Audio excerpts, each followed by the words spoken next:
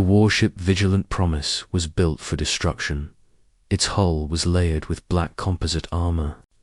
Its engines could burn a moon orbit into dust.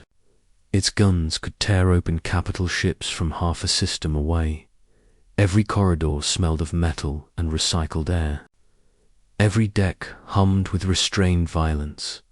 This ship had ended wars, and deep inside it, behind sealed bulkheads, beyond restricted access zones, there was a garden. No one spoke about it. No one logged it into official systems. No alien visitor had ever seen it. Only the fleet captain. And the dragon who lived there, Captain Elias Ward, had commanded ships for 30 years. He had watched worlds burn. He had signed orders that erased cities. He had carried the weight of millions on his conscience. The galaxy called humans. Monsters, deathworlders, unpredictable killers. They were not wrong, but they never understood one thing. Humans did not wage war because they loved it.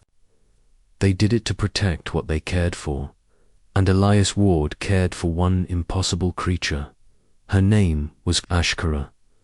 Ashkara was a star dragon, not a legend, not a myth, a living being older than most civilizations. Her scales were the color of molten copper and dusk red flame. Her wings folded like cathedral arches.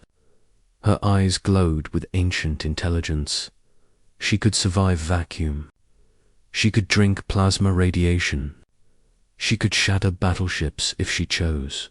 Once, long ago, she had done exactly that.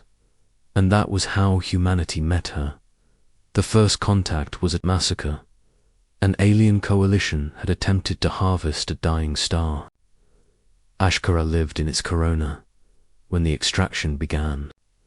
She woke. The coalition fleet vanished in fire. Human ships arrived after the battle.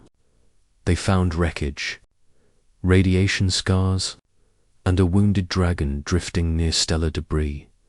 Most species would have fled or fired. Humans did something else. They sent a medic shuttle. Elias Ward was not a captain then. He was a lieutenant, assigned to escort duty. He remembered the moment clearly.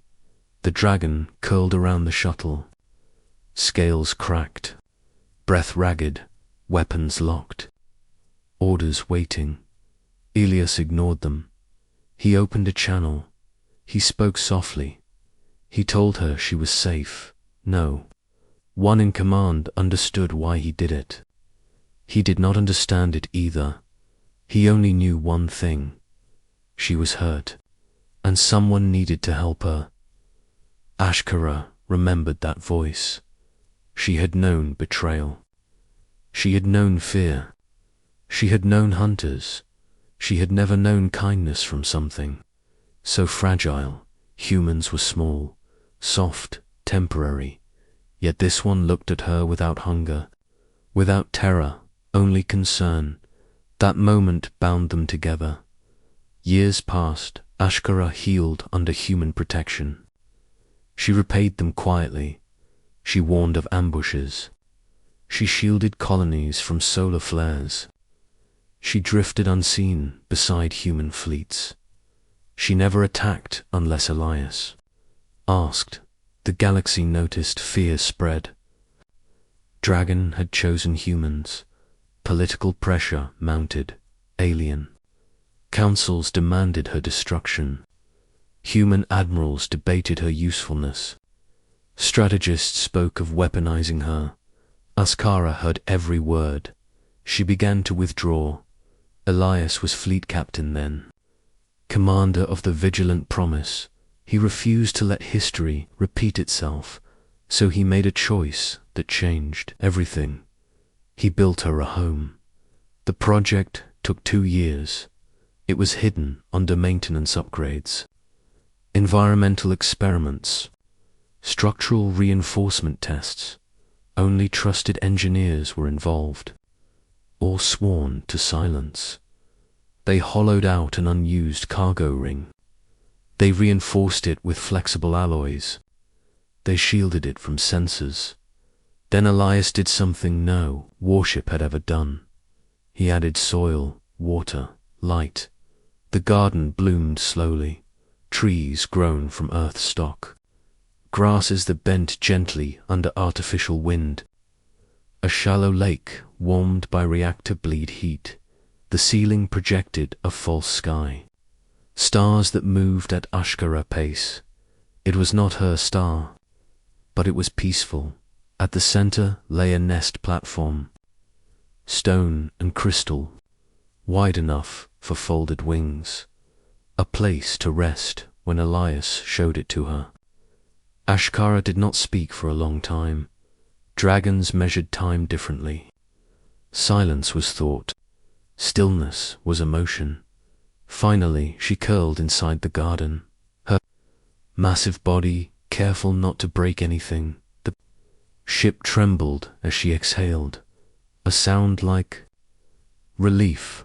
This became her sanctuary between battles, between jumps, between wars, while the ship hunted enemies. Ashkara slept among trees. Crew members never saw her, but they felt it.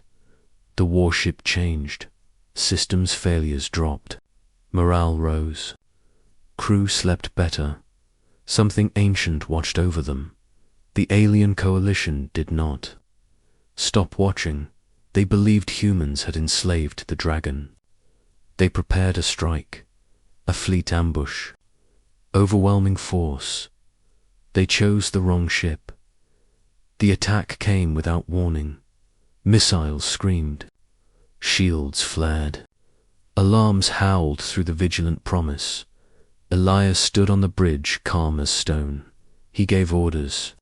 He maneuvered, but the enemy had numbers. Hull breaches spread. Power flickered.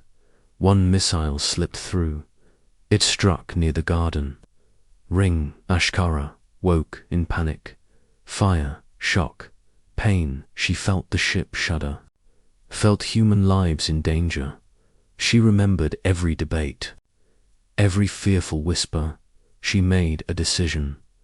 The garden bulkheads opened.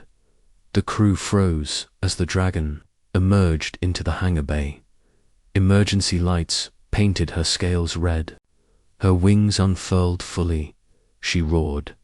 The sound traveled through vacuum, through hull, through enemy ships, sensors overloaded.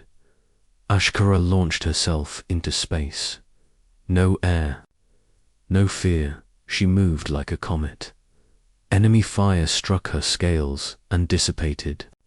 She tore ships apart with claws and plasma breath. She did not kill needlessly. She dissembled. She shattered weapons. She forced retreat. The coalition fleet broke within minutes. When silence returned, Ashkara came back.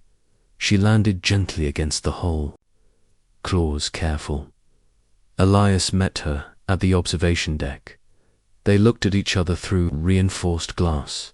Neither spoke. They did not need to after the battle. Everything changed. The galaxy learned the truth. Humans had not chained a dragon. They had sheltered one. They had not built a weapon. They had built a home. Ashkara remained with the fleet, not as a tool, not as an asset, as family. Her garden expanded. Crew planted new trees. Children born on colonies learned stories of the warship with a heart, and deep inside the most feared vessel in known space, past armor and guns, past engines and command decks, there was still a place of grass, of water, of warmth, proof of something the galaxy never expected, that inside a human warship something gentle could exist. Asterisk.